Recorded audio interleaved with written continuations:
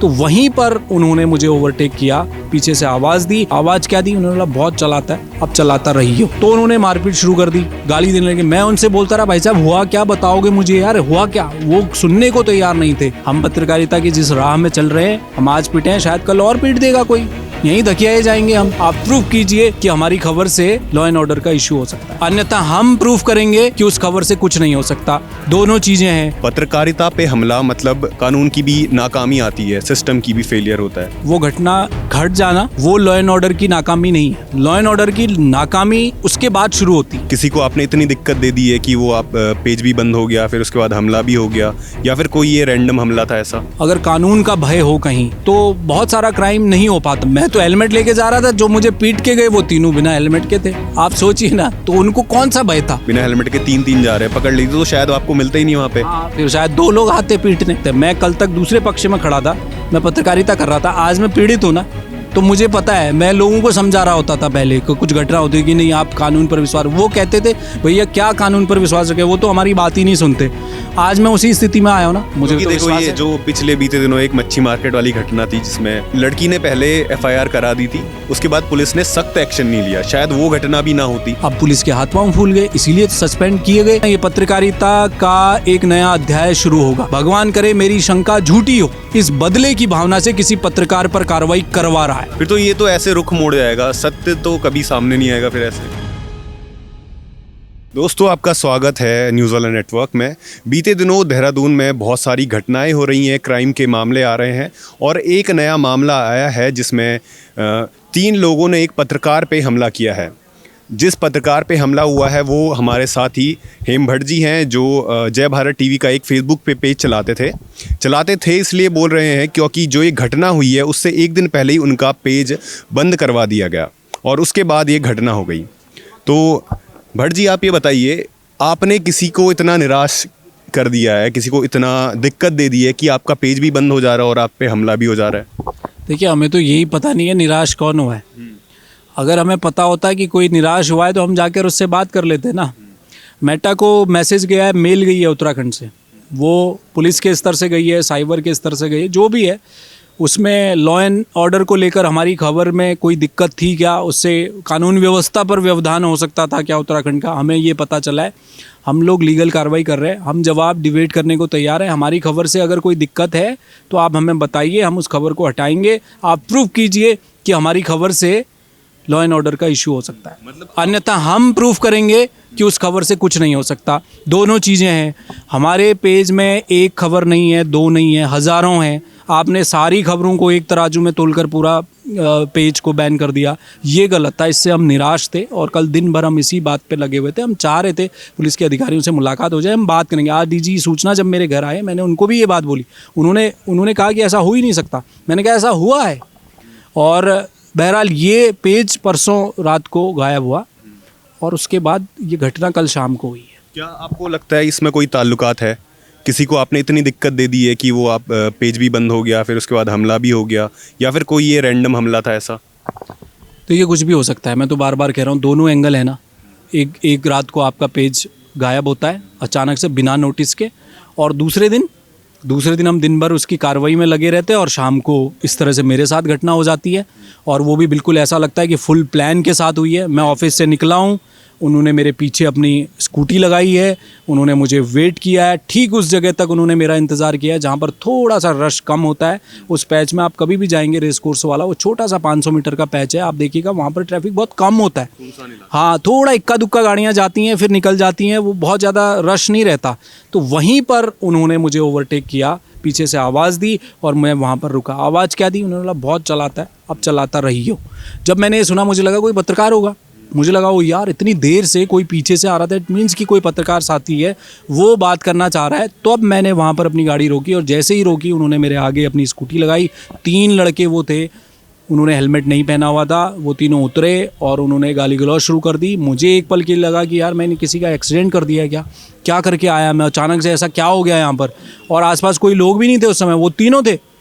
तो उन्होंने मारपीट शुरू कर दी, गाली देने लगे। मैं उनसे बोलता रहा, भाई साहब हुआ क्या, बताओगे मुझे यार, हुआ क्या? वो सुनने को तैयार नहीं थे, वो गालियाँ दिए जा रहे थे। और मार रहे थे।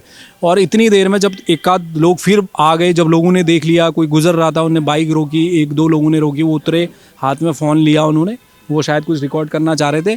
तो उसके बाद उनको लगा कि शायद ये चीज़ें रिकॉर्ड होंगी या क्या होगा, उनको क्या लगा, फिर उन्होंने स्कूटी उठाई, अचानक से वो बैठ गए तीनों और वहाँ से चले गए। तो जैसे आप बोल रहे कि ये प्री प्लान्ड था, तो ये एक व्यक्तिगत हमला नहीं था, किसी व्यक्ति पे हमला नहीं था, ये सीधे तौर पे पत्रकारिता पे हमला था। और पत्रकारिता पे हमला मतलब कानून भी शक के घेरे में आता है, कानून की भी नाकामी आती है, सिस्टम की भी फेलियर होता है। क्या कहना चाहेंगे? देखिए, उत्तराखंड में पिछले दिनों कुछ घटनाएं ऐसी हुई हैं, उसमें पत्रकार भी शामिल हैं और बहुत सारे मामले हुए हैं। इसी देहरादून में बहुत सारी घटनाएं इसी बीच हुई हैं। कल ये घटना मेरे साथ हुई है, मेरी जगह कोई भी हो सकता था। बात पत्रकारिता की है ही नहीं। नहीं, अभी आपने बोला कि ये प्री प्लान था और एक पत्रकार पे हमला था, आप पे व्यक्तिगत पे हमला तो नहीं था। शायद आपकी खबर से उखड़ के ही कोई हमला कर रहा था। तो वही मैं कह रहा हूँ, कोई भी एंगल हो सकता था। प्री प्लान मुझे इसलिए लगता है, जैसे मैंने कड़ियाँ जोड़ी ना, हो सकता है मैं गलत हूँ, मैं ये भी मान रहा हूँ, हो सकता है कल पुलिस खुलासा कर दे, लेकिन मुझे ऐसा लगता है कि पुलिस अपनी कोई जो भी थ्योरी लेकर आएगी, जो लोग वो बयान देंगे, जो चीज़ का खुलासा होगा, कोई अलग एंगल आए। मैं ना बार बार इस चीज़ को कह रहा हूँ, देखिए, आपको किसी निर्दोष को परेशान करने की ज़रूरत नहीं है। हम पत्रकारिता की जिस राह में चल रहे हैं, हम आज पीटे हैं, शायद कल और पीट देगा कोई, यहीं धकियाए जाएंगे हम। जैसे आप बोल रहे हो कि पत्रकारिता की लाइन में, मतलब ये पत्रकारिता पे ही तो हमला था, व्यक्तिगत नहीं था। क्योंकि अगर कोई बोल रहा है कि अब चला खबर, मारने के बाद ये बोल रहा है कि अब चला खबर, तो मतलब पत्रकारिता पे हमला था। देखिए, अगर मैं दुकानदार होता और मैं अनाज बेच रहा होता, तो मुझे किसका डर होता? लोग कहते कि यार मिलावट कर रहा है। वो लोग जो मिलावट से परेशान है, वो आगे मुझे पीटते ना, किसी पत्रकार को नहीं पीटेंगे वो। तो लोगों के पास इतना टाइम थोड़ी ना है कि वो ये करे, कोई संगठन ही तो होगा इसी के पीछे। कोई भी हो सकता है। देखिए, संगठन हो सकता है, कोई व्यक्ति हो सकता है, और मैं बार बार कह रहा हूँ, नहीं भी हो सकता है, वो लोग रैंडम भी हो सकते हैं। लेकिन बहरहाल जो भी हो, आप ये समझिए कि देहरादून सिटी के अंदर एक ऐसी जगह पर जहाँ पर ये घटना हुई है, वो किसी और के साथ तो कुछ भी कर जाएंगे शायद। उनको लग रहा था, क्या उन्हें पता था मैं पत्रकार हूँ? क्या वो मेरी चीज़ों से परेशान थे? क्या उन्होंने किसी से भेजा था? अब कर पत्रकारिता, तो मतलब उनको पता था। और तो चाहे पत्रकारिता पे हो, पत्रकार पे हो, या फिर किसी आम आदमी पे हो, लॉ एंड ऑर्डर तो फिर भी शक के घेरे पे आता है। और लॉ एंड ऑर्डर का बोले तो बीते कुछ दिनों में बहुत सारी ऐसी घटनाएं हुई हैं। आपको क्या लगता है, ये लॉ एंड ऑर्डर ख़राब हो रहा है? क्या इसमें पुलिस का वो है, या फिर लोग बहुत ज़्यादा इमोरल हो रहे हैं? देखिए, लॉ एंड ऑर्डर का जहाँ तक इशू है, लॉ एंड ऑर्डर उत्तराखंड में जो भी चला है, किसी भी राज्य को आप देखिए, अगर कहीं पर कोई घटना घट रही है, वो घटना घट जाना वो लॉ एंड ऑर्डर की नाकामी नहीं है। लॉ एंड ऑर्डर की नाकामी उसके बाद शुरू होती। घटना घटी तो घटना आप बोल रहे हो, मतलब घटना घट रही है, वो रोका भी जा सकता था अगर लॉ एंड ऑर्डर सख्त होता। तो लॉ एंड ऑर्डर बहुत ज़्यादा ढीला है, इसकी वजह से शायद जो कानून को हाथ में ले रहा है, जो ये हमले कर रहा है, शायद वो निर्भय है। भय होता है ना, हाँ, वही मैंने बोला, कानून का भय होता है, वो भय होना चाहिए। कम है यहाँ। इसी उत्तराखंड में डीजीपी थे, पूर्व डीजीपी, उन्होंने कहा था ना, जैसे अपराधी को ये अब गोलियों से हम बात करेंगे, उनका वो स्टेटमेंट बहुत चर्चित हुआ था। उससे लगा था कि क्या जो इस तरह के जो आपराधिक तत्व हैं उन पर थोड़ा लगाम इसलिए लगी कि थोड़ा डर जाएंगे। देखिए, मैंने क्यों कहा कि घटना घटने के बाद भी पुलिस का एक बड़ा रोल होता है। कोई घटना घटित हो गई, कहीं पर कोई क्राइम हो गया, देखिए कोई पुलिस स्पाइडरमैन नहीं है। मैं कह रहा हूँ, अगर भय होता, अगर कानून का भय हो कहीं, तो बहुत सारा क्राइम नहीं हो पाता, लोग आते नहीं। भय नहीं है जितना होना चाहिए कि घटनाएं कम हो। देखिए, पिछले दिनों की आप चीज़ें निकाल कर देखिए ना, वो तो बहुत भीषण घटना है। अभी तो आपका तो बहुत छोटा है। मैं वही तो मैं कह रहा हूँ। तो ये जो सारी चीज़ें हो रही हैं, ये सारी चीज़ें, तो इससे तो हमें यही पता चल रहा है ना, लोगों में भय नहीं रहा। लोगों में भय नहीं है क्योंकि सिस्टम ढीला पड़ रहा है।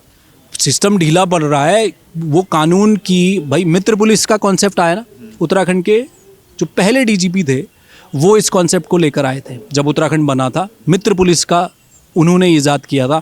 वहाँ से ये मित्र पुलिस का कॉन्सेप्ट चल के आ रहा है। और मित्र पुलिस का वो जो वो एक लोगो है, या वो शब्द है, वो वाक्य है, वो अभी तक भी उसको जस्टिफाई करने में पुलिस लगी रहती है कि यार मित्र पुलिस की छवि ख़राब नहीं होनी चाहिए।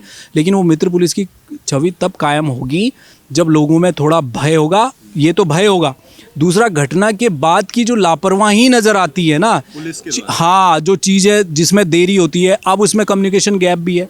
पुलिस अपनी जांच कर रही, पुलिस आपको कितना फीडबैक दे पाएगी, वो अपनी जांच पूरी करेगी तब बात करेगी, आप उसको कम्युनिकेशन गैप कह लीजिए, कुछ भी कहिए आप, वो जो चीज़ें बिगड़ती हैं उसके बाद ना, उससे लोगों को ये लगता है कि भैया लॉ एंड ऑर्डर हाथ से छूट रहा है, ये चीज़ें बिगड़ती जा रही हैं। ये दोनों पहलू हैं, उन पर देखना पड़ेगा। इसलिए कानून का भय हो और उस भय के चलते आपराधिक घटनाएं कम हो, ये माना जाता है कि भैया ये स्टेज ठीक है। और जो अगर अपराध हो गया है उसके बाद भी कानून सही से काम करे, मतलब कानून ढीली है यहाँ पे। सवाल नहीं उठने चाहिए ना, घटना घटित हो गई किसी, तो सवाल तो उठ रहे हैं। भय की बात करें, अगर एक आदमी घर से बाहर निकल रहा है बिना हेलमेट के निकल रहा है, उसको भय है कि चालान कट जाएगा, भय तो है, लेकिन गलत तरीके का भय है ना। मैं तो हेलमेट लेके जा रहा था, जो मुझे पीट के गए वो तीनों बिना हेलमेट के थे। आप सोचिए ना, तो उनको कौन सा भय था? वो तो निर्भय थे ना, मुझे भय था, मुझे इस बात का डर था। आम आदमी को तो ये डर रहता है कि चालान ना कट जाए, वो तो उनको तो इस चीज़ का भी भय नहीं था कि किसी को मारे। कोई फर्क नहीं पड़ता, वो एमकेपी चौक से निकल कर गए, कहाँ पुलिस थी, उनको तो कब का पकड़ लिया जाना चाहिए था। तीन लोग क्या कर रहे थे एक स्कूटी में, वो भी बिना हेलमेट के। वो तो खैर एक अलग ही विषय हो गया ना। वो विषय भी, अगर पुलिस उनको पकड़ लेती हेलमेट वालों को, बिना हेलमेट के तीन जा रहे हैं, पकड़ लेती तो शायद आपको मिलता ही नहीं वहाँ पे। हाँ, फिर शायद 2 लोग आते पीटने। मतलब इसमें सीधी बात ये बोल रहे हैं कि प्री प्लान था, पुलिस रोक सकती थी, और इसके बाद क्या कार्रवाई हुई आप ये बताएं। देखिए, पुलिस ने मामला दर्ज कर लिया है। कल मैंने तहरीर दी थी, कल रात को ही FIR हो गई है। पुलिस ये कह रही है कि हम लोग जांच कर रहे हैं और उनको ढूंढ रहे हैं, हम लोग ढूंढ लेंगे, खोज रहे हैं उन्हें। जैसा कि आपने बताया कि ये पुलिस ढीली है, मामला हो जाने के बाद भी कार्रवाई करने में ढीली है, तो आपको विश्वास लगता है पुलिस कर पाएगी कार्रवाई? जस्टिफिकेशन मिलेगा, जस्टिस मिलेगा? देखिए, जस्टिस देना पुलिस का काम है, और पुलिस चाहे चीज़ें, मामलों को जल्दी निपटा दे, चीज़ें सामने रख दे। देखिए, हम लोग तो विश्वास ही कर सकते हैं ना, हम तो विश्वास ही कर सकते हैं। मैं कल तक दूसरे पक्ष में खड़ा था, मैं पत्रकारिता कर रहा था, आज मैं पीड़ित हूँ ना, तो मुझे पता है, मैं लोगों को समझा रहा होता था पहले कि कुछ घटना होती कि नहीं आप कानून पर विश्वास, वो कहते थे भैया क्या कानून पर विश्वास रखें, वो तो हमारी बात ही नहीं सुनते।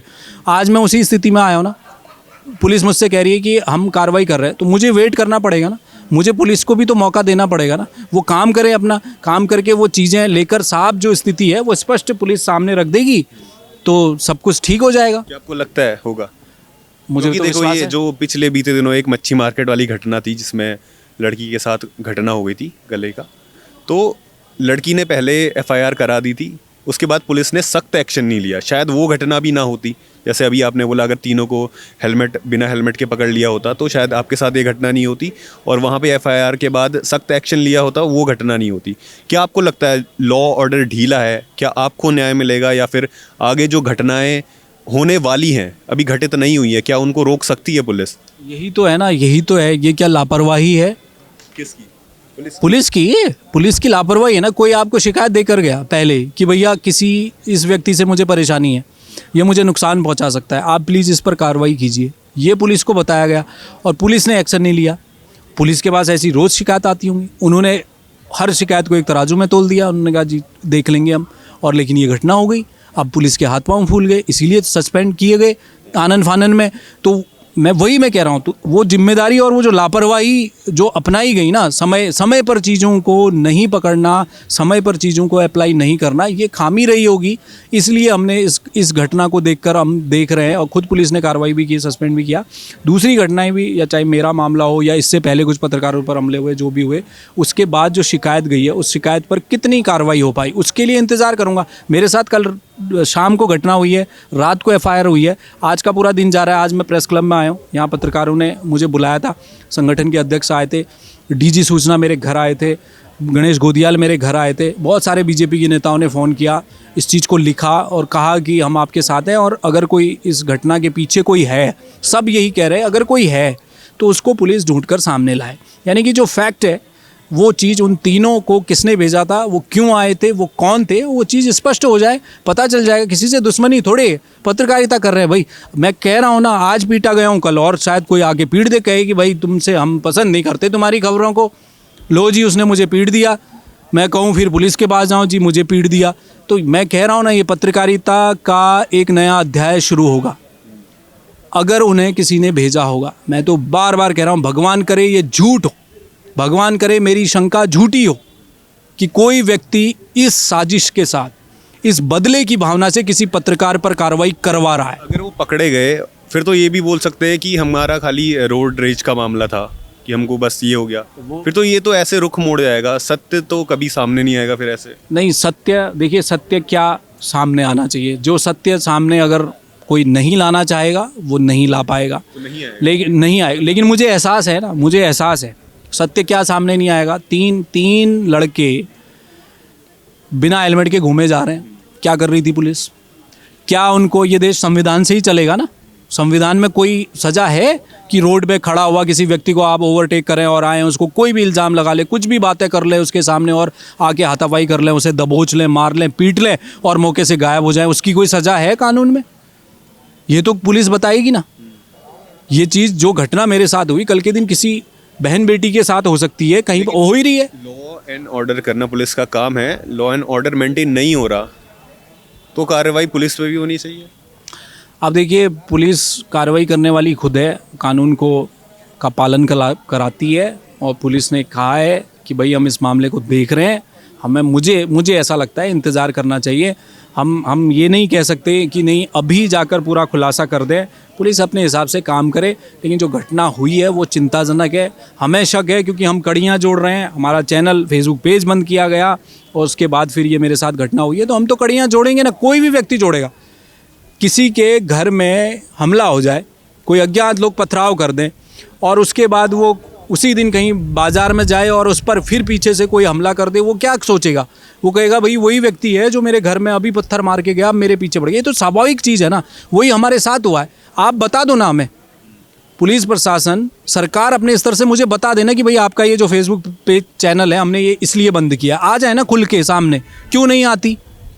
हम तो कह रहे हैं ना, हमें बता दो, हमें बता दो आपने हमारा पेज क्यों बंद किया। आप आओ, बोलो, हमें नोटिस दो ना कि तुम्हारी इस खबर से लॉ एंड ऑर्डर बिगड़ सकता है, हम आपको बताएंगे। आप वो भी नहीं कह रहे हो, आपने सीधे मैसेज करके हमारा बंद कर दिया और इधर हम पिट रहे हैं सड़कों पर, हम कड़ियाँ भी ना जोड़ें। यही तो हो रहा है। इसीलिए शंका हो रही है। चीज़ें स्पष्ट हो जाएंगी सरकार के स्तर पर, पुलिस के स्तर पर चीज़ें स्पष्ट होकर सामने रख दी जाएंगी तो कोई प्रॉब्लम नहीं है, वेट करेंगे। धन्यवाद सर। तो ये थे जय भारत टीवी के हेम भट्ट जी। तो इनका कहना था कि जो ये घटना हुई है इसमें पुलिस का सीधे ढिलाई है। अगर वो जो जिनने हमलावर हैं अगर वो पहले ही पकड़े जाते तो शायद ये घटना नहीं होती। और जो भी बीते दिनों में घटनाएं हुई हैं, पुलिस की ढिलाई है, पर फिर भी इनका पुलिस पे भरोसा है। पुलिस ने इनको आश्वासन दिया है और सख्त कार्यवाही करने का जो है आश्वासन दिया है। और ऐसी खबरों के लिए और अपडेट्स के लिए बने रहिए न्यूज़ वाला नेटवर्क के साथ। धन्यवाद।